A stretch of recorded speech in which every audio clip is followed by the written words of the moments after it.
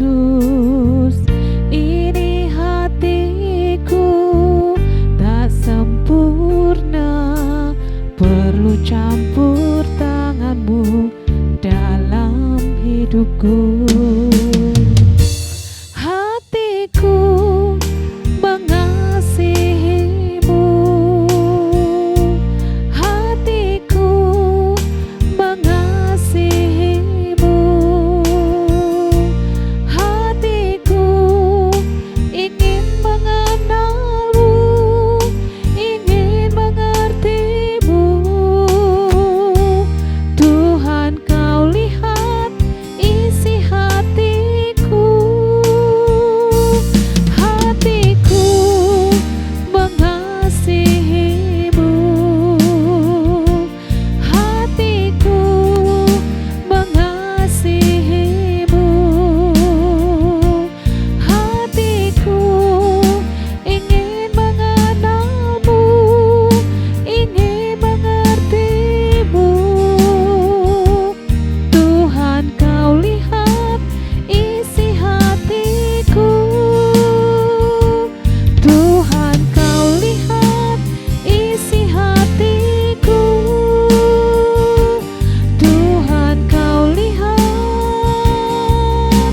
isi hatiku. Terima kasih ya Tuhan untuk waktu yang ada Tuhan sediakan bersama-sama kami wanita Kristen Immanuel Wonosobo. Rindu untuk mendengar firman-Mu. Berkati dan urapi setiap kami ya Tuhan, untuk bisa mengerti dan bahkan untuk dapat melakukan kebenaran firman-Mu. Dalam nama Tuhan Yesus kami berdoa. Haleluya. Amin. Puji Tuhan. Shalom wanita Kristus yang luar biasa. Saya percaya pada kesempatan kali ini kita semua siap untuk mendengar firman Tuhan. Amin. Dan saya mengucap syukur boleh menyampaikan firman sedikit apa yang bisa saya bagikan. Dan saya akan mengambil tema pintu hati dan kuncinya. Pernahkah wanita Kristus menyadari kehadiran sebuah pintu di rumah Anda? Nah, seringkali kita tidak menyadari peran sebuah pintu. Seringkali bahkan kita ketika kesal kita banting pintu ya. Padahal pintu adalah jalan masuk dan keluar ya. Kita bayangkan bila sebuah rumah tidak ada pintu atau kita juga nggak punya kuncinya. Tentu kita semua bisa terhalang baik ketika masuk maupun kita keluar. Pintu pasti membutuhkan sebuah kunci. Inilah yang membuat lengkapnya fungsi sebuah pintu. Kunci itu bisa membuat kita merasa nyaman dan aman bila kita berdiam di sana. Nah, bagaimana dengan sebuah pintu hati untuk diri kita? Kalau pintu penting untuk sebuah rumah, maka pintu hati penting untuk hidup kita. Di dalam Wahyu 3 ayat 20 dikatakan, "Lihat, aku berdiri di muka pintu dan mengetuk. Jikalau ada orang yang mendengar suaraku dan membukakan pintu, aku akan masuk mendapatkannya. Dan aku akan makan bersama-sama dengan dia dan ia bersama-sama dengan aku." Itu adalah perkataan Tuhan Yesus ketika dia menyatakan bahwa dia berdiri di sebuah pintu. Nah, di sebelah saya ada gambar Yesus di depan pintu dan sedang mengetuk. Ini adalah gambar seorang yang bernama Holman Hunt ya. Holman Hunt ini membuat gambar apa yang dituliskan di dalam Wahyu 3 ayat 20. Dan ketika dia sudah selesai menggambar, dia undang rekan-rekannya untuk memberikan komentar, bahkan untuk memberikan saran dan kemudian cobalah apa ada kesalahan yang setelah saya buat gitu. Tetapi teman-temannya tidak menemukan kesalahannya, bahkan memuji, wah bagus sekali gambarnya. Tapi Holman Hunt penasaran, dia nggak puas dengan jawaban teman-teman dan dia cari teman yang lain, ayolah coba cari apa kesalahan di dalam gambar saya. Mereka tidak menemukannya juga. Lalu ada seorang yang baru belajar menggambar, seorang amatir, tetapi dia bisa menemukan, Pak, ternyata ternyata gambar Bapak ini salah loh, dan itu kesalahan yang mendasar. Oh, kenapa? Karena ternyata tidak ada handle pintu di rumah ini gitu. Ternyata teman-temannya juga, oh iya betul, kenapa tidak ada handle pintu? Bagaimana bisa membuat orang masuk dan keluar?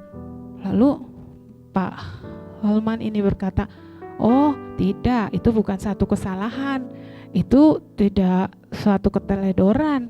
Memang saya membuat sebuah pintu yang tidak ada handle-nya, karena ini adalah bukan pintu rumah tetapi pintu hati, dan hanya bisa dibuka dari dalam.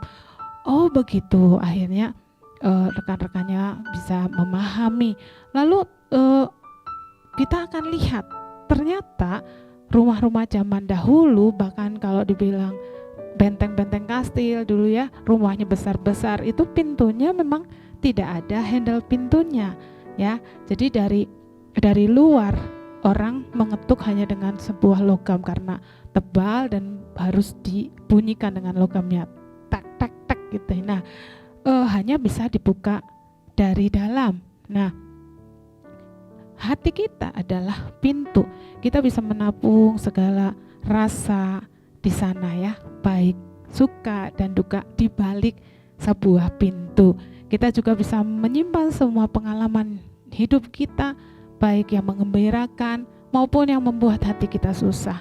Bahkan nama-nama orang yang kita sayangi, tapi ada juga nama orang yang kita tidak suka, yaitu bahkan yang kita benci. Namun ingatlah, hati kita jauh terasa lebih sempurna kalau kita juga mempunyai kunci untuk pintu hati kita. Dalam Amsal 4 ayat 23 dikatakan, jagalah hatimu dengan segala kewaspadaan, karena dari situlah terpancar kehidupan. Menjaga hati dengan kewaspadaan, menjaga hati dalam terjemahan lain dengan sepenuh sekuat tenagamu ya. Nah, di situ dinyatakan bahwa yang bertugas menjaga hati kita bukan Tuhan, yang bertugas menjaga hati kita juga bukan orang lain. Jadi sebagai orang yang percaya firman, kita kalau kita mendapat perkataan yang tidak baik ya, melukai hati kita sakit hati, kita tidak bisa berkata lagi, nggak habis dia sih yang nggak bisa jaga perkataannya. Habis kalau dia ngomong, aduh sakit, nyelekit gitu ya, sampai saya tuh aduh sakit banget gitu ya. Nah demikian juga harusnya kan dia yang bisa jaga perasaan orang lain, perasaan saya ya, harus juga bisa jaga hati orang lain, jaga perkataannya dong, sehingga saya tidak terluka. Tetapi ketika firman Tuhan berkata jagalah hatimu, jadi yang menjaga adalah kita, karena yang memutuskan untuk sakit hati, yang memutuskan untuk luka hati adalah kita sendiri. Semua dosa dimulai dari pintu yang tidak dijaga. Ya, kalau orang sudah menutup diri karena dikhianati, tidak ada juga yang bisa buka. Dalam Amsal 18 ayat 19 dikatakan, saudara yang dikhianati lebih sulit dihampiri daripada kota yang kuat, dan pertengkaran adalah seperti palang gapura sebuah puri. Kitalah yang punya kunci untuk pintu hati kita. Kita yang harus bisa jaga siapa dan apa yang keluar dan masuk lewat pintu hati kita. Tuhan mau kita membuka pintu hati kita untuk melakukan firman Tuhan, untuk menyenangkan hati Tuhan, untuk taat kepada firman Tuhan. Jadi bukalah hati kita dengan kunci yang kita miliki. Betapa pentingnya kita memiliki kunci hati. Kenapa wanita Kristus ya? Karena kalau kita ini mempunyai hati, tidak otomatis kita menjadi pribadi yang taat. Kitalah yang harus tetap setia untuk membuka kunci hatinya. Saya akan beri contoh beberapa kunci yang bisa membuka kita untuk melakukan firman. Ya, kunci hati untuk orang miskin adalah belas kasihan dan kepedulian. Kunci hati untuk musuh adalah pengampunan. Kunci hati untuk suami dan istri adalah saling mengerti dan memahami. Kunci hati untuk orang tua adalah rasa hormat dan taat. kunci hati dalam kita membina persahabatan adalah kerendahan hati dan kepedulian. Kunci hati untuk Tuhan adalah iman yang teguh. Dan jangan lupa kita mengunci hati kita terhadap sakit hati, terhadap kebencian, terhadap cinta akan dunia, cinta akan uang, terhadap kesombongan dan pikiran-pikiran jahat. Segala jalan orang adalah bersih menurut pandangannya sendiri, tetapi Tuhanlah yang menguji hati. Amsal 16 ayat 2. Kita tahu dengan mendengar firman bahwa kita yang menjaga hati, kita yang memiliki kunci apa yang masuk dan apa yang keluar. Oleh karena itu kesempatan firman kali ini saya rindu untuk kita membuang segala hal-hal yang tidak baik, hal-hal yang jahat, hal-hal yang tidak berguna dari pintu hati kita.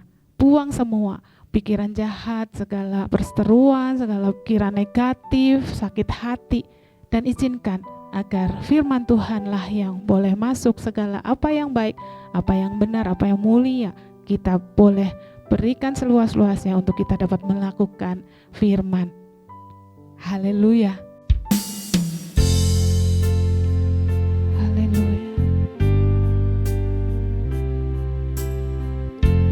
Ujilah aku Tuhan, cobalah aku Tuhan, selidiki batinku dan hatiku, mataku tertuju padamu. Aku cinta padamu Tuhan, aku rindu hadirat-Mu Tuhan, aku ingin selalu dekat padamu, menikmati kehadiran-Mu. Ku nyanyi Hosana Rajaku yang duduk di tahta, aku muliakan dan ku agungkan, Kau layak disembah. Ku nyanyi Hosana bagi Rajaku yang duduk di tahta, aku muliakan dan ku agungkan, Kau layak disembah. Sekali lagi katakan, ku nyanyi Hosana, ku nyanyi Hosana bagi Rajaku yang duduk di tahta, aku muliakan dan ku agungkan, Kau layak disembah. Kau layak disembah, Kau layak disembah.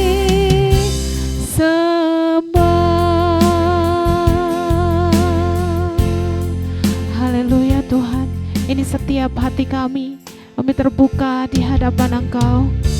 Selidikilah Tuhan dan ujilah hati kami.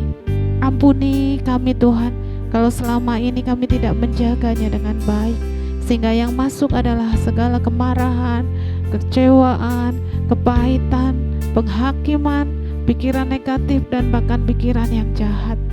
Kuduskan kembali hati kami Tuhan.